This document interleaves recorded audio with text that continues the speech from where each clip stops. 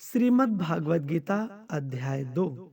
इस अध्याय के पिछले भाग में भगवान ज्ञान योग के विषय में समझाते हैं और इस भाग में भगवान अर्जुन को कर्म योग के विषय में समझाते हैं। श्री भगवान कहते हैं, हे पार्थ, यह बुद्धि तेरे लिए ज्ञान योग के विषय में कही गई और अब तू इसको कर्म योग के विषय में सुन। जिस बुद्धि से युक्त हुआ तू कर्मों के बंधन को भली भांति त्याग देगा, अर्थात सर्वथा नष्ट कर डालेगा। इस कर्म योग में आरंभ का अर्थात बीज का नाश नहीं है और उल्टा फल रूप दोष भी नहीं है, बल्कि इस कर्मयोग रूप धर्म का थोड़ा सा भी साधन जन्म मृत्यु रूप महान भय से रक्षा कर लेता है। हे अर्जुन, इस कर्म योग में निश्चयातीत का बुद्धि एक ही होती है, किंतु अस्थिर विचार वाले विवेकहीन सकाम मनुष्यों की बुद्धियां निश्चय ही बहुत भेद वाली और अनंत होती हैं।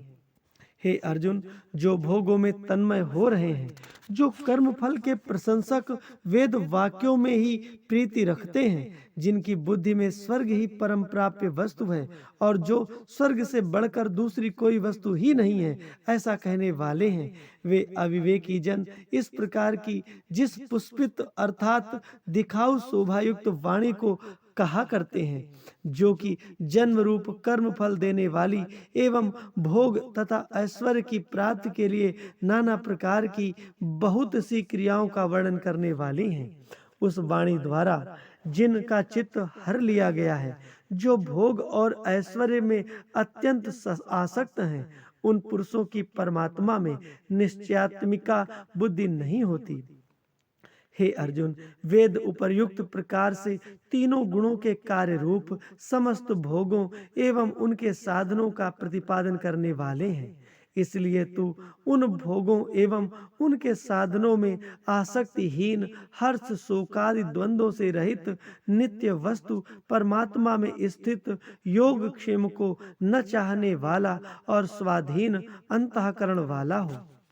अब सब ओर से परिपूर्ण जलाशय के प्राप्त हो जाने पर छोटे जलाशय में मनुष्य का जितना प्रयोजन रहता है, ब्रह्म को तत्व से जानने वाले ब्राह्मण का समस्त वेदों में उतना ही प्रयोजन रह जाता है। तेरा कर्म करने में ही अधिकार है, उसके फलों में कभी नहीं। इसलिए तू कर्मों के फल का हेतु मत हो तथा तेरी कर्म न करने में भी आसक्ति न हो। हे धनंजय, तू आसक्ति को त्याग कर तथा सिद्धि और असिद्धि में समान बुद्धि वाला होकर योग में स्थित हुआ कर्तव्य कर्मों को कर, समत्व ही योग कहलाता है। इस समत्व रूप बुद्धि योग से सकाम कर्म अत्यंत ही निम्न श्रेणी का है। इसलिए हे धनंजय, तू समबुद्धि में ही रक्षा का उपाय ढूंढ, अर्थात बुद्धि योग का ही आश्रय ग्रहण कर, क्योंकि फल के हेतु बनने वाले अत्यंत दीन हैं।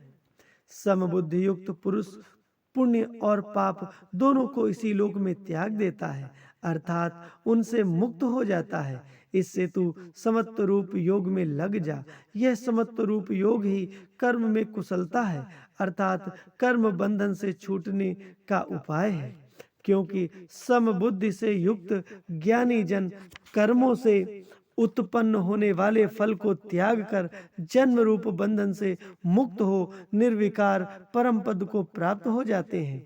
जिस काल में तेरी बुद्धि मोह रूप दलदल को भली भांति पार कर जाएगी, उस समय तू सुने हुए और सुनने में आने वाले इस लोक और परलोक संबंधी सभी भोगों से वैराग्य को प्राप्त हो जाएगा। भांति भांति के वचनों को सुनने से विचलित हुई तेरी बुद्धि जब परमात्मा में अचल और स्थिर ठहर जाएगी, तब तू योग को प्राप्त हो जाएगा, अर्थात तेरा परमात्मा से नित्य संयोग हो जाएगा। प्रभु की बात सुनकर अर्जुन बोले, हे केशव, समाधि में स्थित परमात्मा को प्राप्त हुए स्थिर बुद्धि पुरुष का क्या लक्षण है? वह स्थिर बुद्धि पुरुष कैसा बोलता है, कैसे बैठता है और कैसे चलता है? श्री भगवान बोले, हे अर्जुन, जिस काल में यह पुरुष मन में स्थित संपूर्ण कामनाओं को भली भांति त्याग देता है और आत्मा से आत्मा में ही संतुष्ट रहता है, उस काल में वह स्थित प्रज्ञ कहा जाता है। दुखों की प्राप्ति होने पर जिसके मन में उद्वेग नहीं होता, सुखों की प्राप्ति में जो सर्वथा निष्प्रय है तथा जिसके राग, भय और क्रोध नष्ट हो गए हैं, ऐसे मुनि स्थिर बुद्धि कहा जाता है।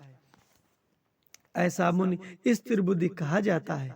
जो पुरुष सर्वत्र स्नेह रहित हुआ उस शुभ या अशुभ वस्तु को प्राप्त होकर ना प्रसन्न होता है और ना द्वेष करता है, उसकी बुद्धि स्थिर है।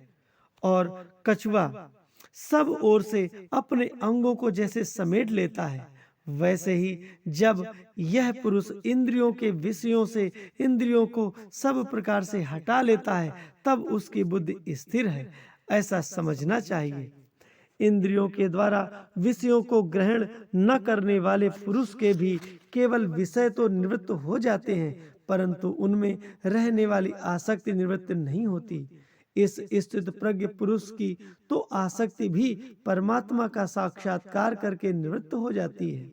हे अर्जुन, आसक्ति का नाश न होने के कारण ये प्रमथन स्वभाव वाली इंद्रियां यत्न करते हुए बुद्धिमान पुरुष के मन को भी बलात् हर लेती हैं। इसलिए साधक को चाहिए कि वह उन संपूर्ण इंद्रियों को वश में करके समाहित चित्त हुआ मेरे परायण होकर ध्यान में बैठे, क्योंकि जिस पुरुष की इंद्रियां वश में होती हैं उसी की बुद्धि स्थिर हो जाती है। विषयों का चिंतन करने वाले पुरुष की उन विषयों में आसक्ति हो जाती है। आसक्ति से उन विषयों की कामना उत्पन्न होती है और कामना में विघ्न पड़ने से क्रोध उत्पन्न होता है। क्रोध से अत्यंत मूढ़ भाव उत्पन्न हो जाता है। मूढ़ भाव से स्मृति में भ्रम हो जाता है। स्मृति में भ्रम हो जाने से बुद्धि अर्थात ज्ञान शक्ति का नाश हो जाता है और बुद्धि का नाश हो जाने से यह पुरुष अपनी स्थिति से गिर जाता है। परंतु अपने अधीन किए हुए अंतःकरण वाला साधक अपने बस में भी की हुई राग द्वेष से रहित इंद्रियों द्वारा विषयों में विचरण करता हुआ अंतःकरण की प्रसन्नता को प्राप्त होता है। अंतःकरण की प्रसन्नता होने पर इसके संपूर्ण दुखों का अभाव हो जाता है और उस प्रसन्न चित्त वाले कर्मयोगी की बुद्धि शीघ्र ही सब ओर से हटकर एक परमात्मा में ही भली भांति स्थिर हो जाती है। न जीते हुए मन और इंद्रियों वाले पुरुष में निश्चयात्मिका बुद्धि नहीं होती और उस अयुक्त मनुष्य के अंतःकरण में भावना भी नहीं होती तथा भावनाहीन मनुष्य को शांति नहीं मिलती। और शांतिहीन मनुष्य को सुख कैसे मिल सकता है? क्योंकि जैसे जल में चलने वाली नाव को वायु हर लेती है, वैसे ही विषयों में विचरती हुई इंद्रियों में से मन जिस इंद्रिय के साथ रहता है वह एक ही इंद्रिय इस अयुक्त पुरुष की बुद्धि को हर लेती है। इसलिए हे महाबाहो, जिस पुरुष की इंद्रियों के विषयों से सब प्रकार निग्रह हुई हैं, उसी की बुद्धि स्थिर है। संपूर्ण प्राणियों के लिए जो रात्रि के समय है, उस नित्य ज्ञान स्वरूप परमानंद की प्रतिष्ठा में स्थित प्रज्ञ योगी जागता है और जिस नाशवान सांसारिक सुख की प्राप्ति में सब प्राणी जागते हैं, परमात्मा के तत्व को जानने वाले मुनि के लिए वह रात्रि के समान है।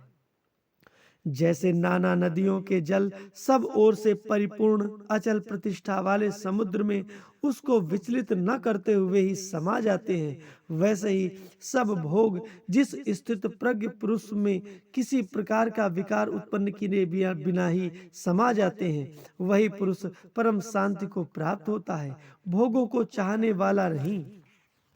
जो पुरुष संपूर्ण कामनाओं को त्याग कर ममता रहित, अहंकार रहित और स्पृहा रहित हुआ विचरता है, वही शांति को प्राप्त होता है, अर्थात वह शांति को प्राप्त करता है। हे अर्जुन, यह ब्रह्म को प्राप्त हुआ पुरुष की स्थिति है। इसको प्राप्त होकर योगी कभी मोहित नहीं होता और अंत काल में भी इस ब्राह्मी स्थिति में स्थित होकर ब्रह्मानंद को प्राप्त हो जाता है। यहाँ पर द्वितीय अध्याय समाप्त होता है। जय श्री कृष्ण।